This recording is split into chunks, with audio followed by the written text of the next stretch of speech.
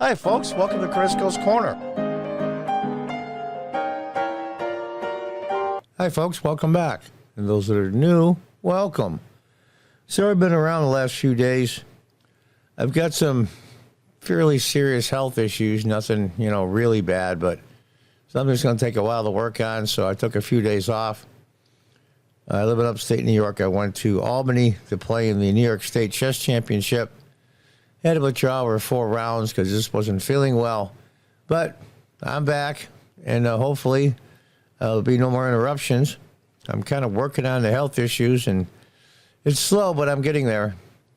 Anyway, let's listen to this insanity. Elon Musk slams New York Times writer for calling the Constitution dangerous. Now, this is a book critic from the New York Times. They want to overthrow the Constitution, Musk said, Elon Musk. This, folks, is the cancer. This is the cancer that's underlying our entire republic. It's a slow-growing, always fatal cancer that's really hard to get rid of. After 4 or so generations of not so much back in the old days, high schools and junior highs, but colleges have been the breeding grounds of these anti-American people. Now, these are the same Americans, by the way, that teach in colleges that America is evil and blah, blah, blah, blah, blah, what a horrible place. But yet many of them get a nice pension, extremely good salary, medical for the rest of their lives. They get all kinds of benefits from this evil country, and they put this poisonous cancer in their students. I'm afraid I don't know what the solution is, frankly. Well, they call that parallel economy. And there's some colleges that are doing this now where they don't preach this propaganda. But I digress. Billionaire Elon Musk slammed the New York Times writer that wrote an article which claims the U.S. Constitution can be considered one of the biggest threats to the country. Probably the most amazing political and governmental document that's ever written in the history of humans. It's not perfect, but it's as close as you can get in an imperfect world in dealing with humans. The Times book critic, Jennifer Shelley, claimed that the United States Constitution is in trouble due to the fact that former Donald Trump was able to become president. So he got through the Electoral College. That means the entire Constitution is worthless. This Trump derangement syndrome actually is a real illness. It's been diagnosed medically. Americans have long assumed the Constitution would save us, and it has. Against people like you. A growing chorus now wonders whether we need to be saved from it. There's no growing chorus. The documents that's supposed to be a bulwark against authoritarian can end up fostering the widespread cynicism that helps authoritarians grow. She went on to attack the originalist interpretation of the Constitution, calling it Constitution worship. And here is this mental pygmy as we speak. These people are mentally ill. I'm sorry, not because they disagree with me politically. That's not why, because they are. To write a piece as a Times book critic that the Constitution needs to be thrown out because Donald Trump went through the Electoral College, one of the great checks and balances in the document. Look at this idiot. It looks like she's got a wedding ring on. Well, at least somebody wanted her. Trump owes his political assent to the Constitution. Yes, so does everybody else, including the senators, the congressmen. The list is endless. Making him a beneficiary of a document that is essentially anti-democratic. Hey, moron, we live in a republic, not a democracy. That's why that's there. That's why there's checks and balances, at least theoretically. As we're seeing lately, the executive branch and the judicial branch walk hand in hand, which screws up everything. But I digress again. It's unbelievable. And in this day and age, increasingly dysfunctional. The dysfunction is the people in it, not the system. After all, Trump became president in 2016 after losing the popular vote but winning the Electoral College. Article 2. He appointed 3 justices of the Supreme Court. Article 3, of whom were confirmed by senators representing just 44% of the population. Article 1. You forget, this obviously was more than 50 out of the 100. That's why the Senate is so important. It was originally put in because states like Virginia, Pennsylvania, and New York were the richest, most powerful. And the founders were afraid, as America expanded, plus what they had in the original colonies, that these would just dwarf over everything. That the Electoral College would keep the majority from burying the minority. Period. These 3 justices helped overturn Roe v. Wade, a reversal which most Americans disagreed. That's not right either. It doesn't get rid of abortion. It leaves it to individual states, as the Constitution was written originally. If the founders are around now, they would be absolutely physically ill, seeing how big and how overbearing the federal government is. One of the biggest threats to America's politics might be the country's founding document, the Times Reader added. The piece led criticism from Elon Musk. They all want to overthrow the Constitution. Of course they do. Long live America and our Constitution. Yeah. Fox News Channel host Laura Ingraham said, does the New York Times hate the Constitution? Of course it does.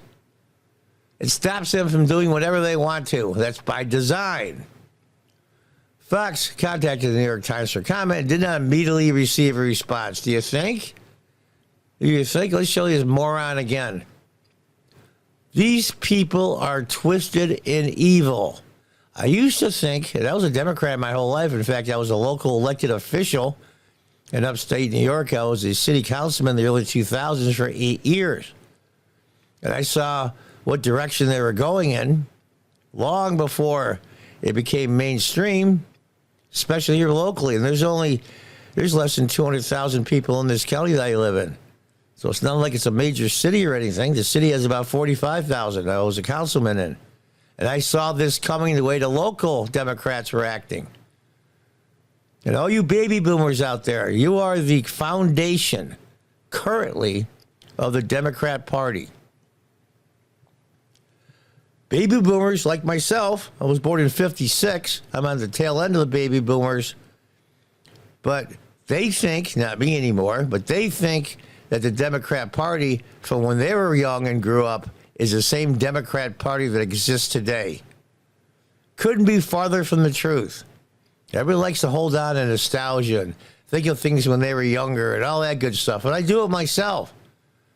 Without the baby boomers, the entire Democrat Party will collapse. So if you're a baby boomer and you think this is okay, what she's saying, then keep voting Democrat. I'm not saying the Republicans have all the answers and the greatest candidates. I'm a big Trump supporter, but I'm the first to criticize him when he does something that I don't like or I think is wrong. The choices are Harris or Trump. You say, well, I don't like neither. Well, too bad. That's the way it worked out. Republicans, through a Democratic process, picked Donald Trump in primaries over the months prior to now. But about the Democrats, they didn't. The Constitution's a threat. It's authoritarian. They're the morons that 14 million people voted for Joe Biden, and they all knew. All knew. Every media outlet, every talking head in cable news, all knew that Joe Biden was losing it mentally and physically. All of a sudden, after that disastrous so-called debate, all of a sudden now they went, oh my gosh, we got to get rid of him. We got to get rid of him. The jig is up. And to the millions that thought, I didn't know how bad he was, you're not paying attention, or you don't want to pay attention. You put in somebody else. It was a coup. It was a coup d'etat. And they put in Kamala Harris. So they're accusing the Constitution and conservative people or constitutionalists that they're authoritarian. But they neglected to even give a damn about 14 million plus people that voted in Democrat primaries and voted for Joe Biden. They could give two craps about it. Remember something. Every single progressive and Democrat that accuses the other side of something is doing it themselves right now. This is the poison and the evil that now has a mind virus on our younger people. When I say younger, I'm 68. High school, basically through their 30s, I consider younger. And the virus is tough to get rid of. It's a tough one. And this cancer is slowly growing and killing. What does the cancer do in the end if left unchecked? It kills the host. In this case, the host is the United States of America. These people have a lot more influence and say and power than I ever thought would happen ever. But here we are nonetheless. Anyway, folks, just to give you an idea, you may have saw it already. This is what's infecting all our culture. Newspapers, television, opinion pieces, now the internet. Just unbelievable. They can spread the word everywhere with the internet. And young people are buying this. They're buying the fact that the newest generation can't buy a house, can't find a decent job, because houses are $500,000, can't get a decent job. And even the ones that want to get married and have children can't. So they bring in millions and millions of unlawful immigrants. You're being played for chumps. So I used to feel sorry for women like this. Now, frankly, I think they're twisted and I think they're evil. What's the solution? Cut off academia. Cut off the source of the cancer, just like you would a real cancer. Cut off the source of the cancer. Cut off this evil teachings that are coming from professors and administrators, and now they're down to junior highs and elementary school. It's out of control. This cancer, I hope we can survive the cancer that's existing now. I pray it's not too late. Until the next time, God bless, goodbye, and good luck.